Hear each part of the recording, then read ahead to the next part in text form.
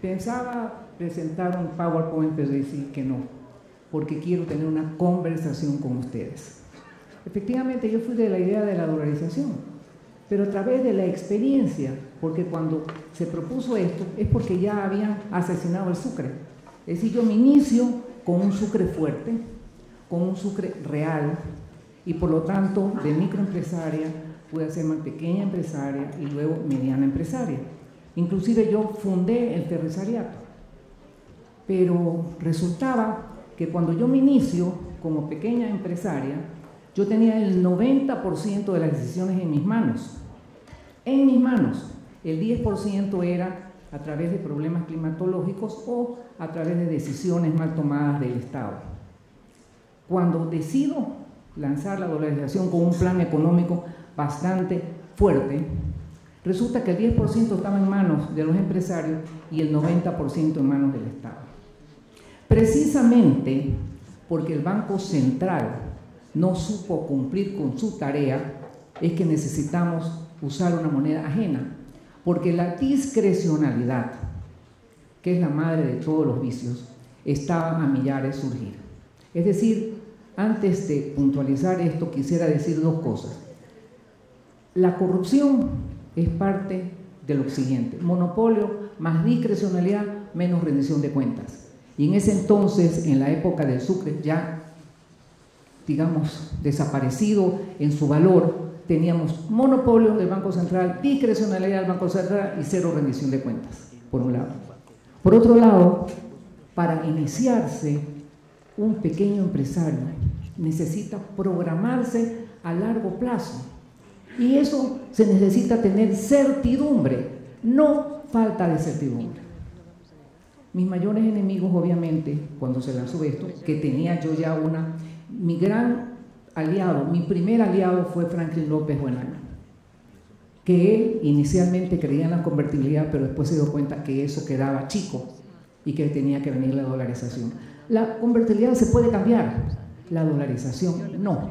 Y si se cambia sería mañosamente. Y me alegro que del panel anterior, el señor Dávalos, o el economista Dávalos, reconoció que la moneda electrónica era para quitar o sustituir la dolarización. Pero, sinceramente, yo creo que ustedes tienen que asomarse a la ventana, caminen y vean todos los planes de viviendas gracias a la dolarización, todos los carros que la gente puede tener. Y yo sí quisiera que ustedes entraran a www.joyceginata.com y vieran, para aquellos que todavía no han nacido, lo que pasaba en el Ecuador. Ustedes son de la etapa de la dolarización. Los que tienen 18 años tenían 2 o 4. Los que tienen 20 años tenían 6. Y un chico de 6, los padres esconden las tragedias. De tal manera que cuando yo pago la primera vez en dólares, toda la prensa se quedó impresionado cuando el salario mínimo eran $40, el millón de sucres eran $40. Yo menté a mis empleados el primer sueldo que pagué en dólares, el 50%, y significaba $60. Con $60 no se puede hacer nada. En el año 97, mi asistente, antes de vender yo Ferresariato, mi asistente ganaba en sucres el equivalente a $800. Cuando comenzó la dolarización apenas eran $120. Todo el país estaba no oficialmente dolarizado. ¿Eso qué significaba? Que los precios estaban en dólares, por supuesto reflejados en la moneda sucre, pero los sueldos estaban en sucres, es decir, nos habían metido la mano en el bolsillo. Y el regresar a una moneda significa algo que los economistas sí los he emplazado muchas veces. No puede ser posible que se siga diciendo que por por tener una verdadera, no convertibilidad, sino prácticamente una forma de poder competir, una competitividad, hay que tener evaluaciones. ¿Cómo puede ser eso? Ahora estamos exportando eficiencia. Antes de la dolarización lo que exportamos era miseria. $40 de sueldo mínimo. Había que licuar el bolsillo de la gente para poder exportar. Ahora estamos exportando eficiencia en todos los sentidos, en las flores, en los camarones, en el cacao, etcétera, etcétera, etcétera. Antes no teníamos un mercado doméstico, hoy día lo tenemos. Y a mí no me vengan a decir que los jóvenes no pueden crecer con esto. Y ustedes no se han dado cuenta de los Marios y las Marías. ¿Quiénes son los Marios y las Marías? Aquella persona que no tenía nada, que hoy comenzó con una carretilla, después puso un negocito y ahora tiene un edificio. Lo que pasa es que no hay almuerzo gratis. Y para poder crecer, como dije yo esta mañana en una entrevista, hay que primero soñar, tener luego una idea, hacer un proyecto y después ejecutarlo. Pero nadie va a hacer el trabajo por ustedes. De tal manera que la dolarización nació, ¿por qué? Porque yo creo en la clase media. Es decir, yo no necesitaba, yo vivía gratis, porque ganaba en dólares y gastaba en sucres. El último almuerzo en mi casa de 28 personas me costó $10. Entonces yo hubiera dicho, caramba, qué bien. Pero es que pasa que no hay almuerzo gratis. Eso que a mí me costaba regalado, otra persona lo estaba pagando. Se vendían las vacas, estamos en liquidación, en remate. Y eso no hace un país. Hoy día yo voy a un restaurante, no conozco a nadie. Antes conocía a las 4 personas que estaban ahí. Hoy día hay una clase media pujante. Hay gente que puede ir a una buena universidad, comprarse una casita, tener aspiraciones, comenzar a tener sueños. Por eso decidí no hablar del tema, pero sí les quiero decir 2 o 3 cosas que fueron de la época. Por ejemplo, consecuencia de la dolarización. Esto fue escrito para junio del año 1999. Retomaría, si bien viene el dólar, retomaría la confianza que hoy se ha perdido porque nadie cree en el sucre. Todo se transa en dólares, menos los sueldos, los salarios y las pensiones de los jubilados. Cuando se elimina el poder de discreción que tiene el Banco Central para devaluar la moneda, los ecuatorianos recuperamos nuestro poder de compra. Serán nuestros dólares, no será dinero del Banco Central ni del gobierno, porque nuestro dinero es producto de nuestro esfuerzo, de nuestro trabajo, y ni el Banco Central ni nadie tiene autoridad moral para confiscarlo, congelarlo o devaluarlo. Se reducirá inmediatamente tanto la tasa de inflación como las tasas de interés. Se dinamizará la economía porque se podrá planificar a largo plazo. Se restaurará el poder de compra de los ciudadanos. Se dispondrá de los fondos que hoy están congelados, escúchenme esto. Se garantizará el ahorro real de los depósitos y se traerá capitales del exterior. En mantener un alto encaje bancario significaría la banca, solidificaría la banca y permitiría que el ingreso de bancos extranjeros, que el ingreso de bancos extranjeros sea con capitales propios y no con captaciones de ahorro nacional. Sobre todo se mantendrá el poder adquisitivo de los salarios, la pensión de los jubilados, el ingreso de los más pobres mejorará porque no habrá inflación. Es decir, esto se escribió en junio de 1999, precisamente cuando estábamos promocionando, esto fue en el Congreso de la Cámara de la Pequeña Industria que yo presidía, y precisamente en junio de 1999.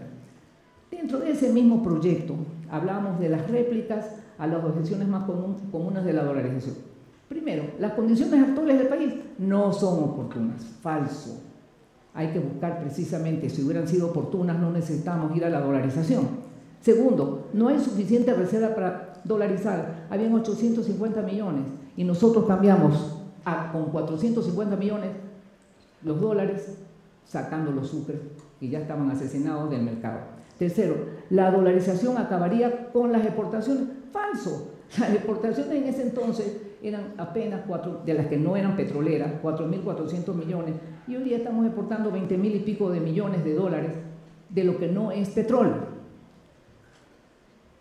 La dolarización aumenta el desempleo. Mentira, ha aumentado muchísimo el empleo. La caída de los precios de exportaciones causa desempleo y recesión. Hemos exportado, como digo, una cantidad impresionante. Sexto, se debe primero eliminar el déficit fiscal. Precisamente el déficit fiscal, como hemos visto, es uno de los problemas actualmente, el exceso de gastos. Estamos haciendo un carnaval de gastos, lo cual es el problema fundamental. La dolarización sería un obstáculo al crecimiento económico a largo plazo. Pero si ahora el Producto Interno Bruto, estamos hablando, si no me equivoco, de 60.000 millones de dólares, cuando antes de la dolarización, déjenme ver porque aquí tengo el dato. Y luego hay un problema grande porque el tema del gasto público no es sostenible. No es sostenible. Miren ustedes que el Producto Interno Bruto al 2013 es 89.350 millones de dólares. Cuando comenzamos la dolarización, el Producto Interno Bruto era 15.964 millones. Es decir, las cifras no mienten. En tercer lugar, hemos visto en el panel anterior muchísimas cosas que me han hecho dar memoria, pero precisamente uno de los principales problemas es que el Banco Central no cumplió con su tarea. Y hablando de la moneda electrónica, yo me preocupo, y le iba a hacer una pregunta a Pablo Lucio. La moneda electrónica, lo que yo no pensé, ni tampoco Franklin, ni los otros que después me acompañaron en el foro económico, es que ahora tenemos una hiperliquidez en el sector privado y una hiperiliquidez en el sector público. Entonces yo pregunto si la moneda electrónica lo que no va a hacer es chuparle la liquidez al sector privado, al sector, digamos, privado, para dárselas al sector público. Eso sería una verdadera tragedia, primer tema. Segundo tema, lo que dijo el doctor o el economista Dávalos, era que este código financiero era prácticamente el camino a desdolarizar. Yo no creo que ustedes quieran volver a ganar después de 2 años $40 al mes, el equivalente a $40 al mes. Y así no nos guste, el dólar sigue siendo el rey. En el caso de la Unión Europea, el problema es muy diferente, porque la Unión Europea básicamente tiene una moneda común, pero no tenía un uniforme bancario. Es decir, los bancos tenían cada cual sus reglas y el sector fiscal lo mismo. Ya ahora hay una misma regla para el sector bancario, pero todavía falta el sector fiscal. De tal manera que en Estados Unidos hay 51 estados, si no me equivoco, pero hay reglas uniformes para el sector financiero y para el sector fiscal. Esa es la gran diferencia. Por lo tanto, yo defiendo la dolarización, me siento muy feliz cuando veo una clase media fortalecida y en el caso mío yo me perjudiqué, pero reforcé una clase media que me daba mucha pena. Yo es lo que quisiera, no quiero decir más nada, sino cuando ustedes me pregunten, pero lo que sí puedo decir es que esta es la generación de los jóvenes. Los jóvenes no fueron de la generación del Sucre, por lo tanto no saben las tragedias del Sucre. Yo sí las viví. Y a mucha honra, cuando el Sucre realmente valía, yo comencé de centavo en centavo, no me tomaba ni una Coca-Cola, a poder mantener una familia para mejorar el nivel de vida. Pero cuando ya llegó el tema del año 98, 97, 98, 99, eso ni que fuera mandrake para poder haberlo conseguido. Por lo tanto, es una meditación. Les ruego que cuando nos toque las preguntas, me pregunten. Muchísimas gracias.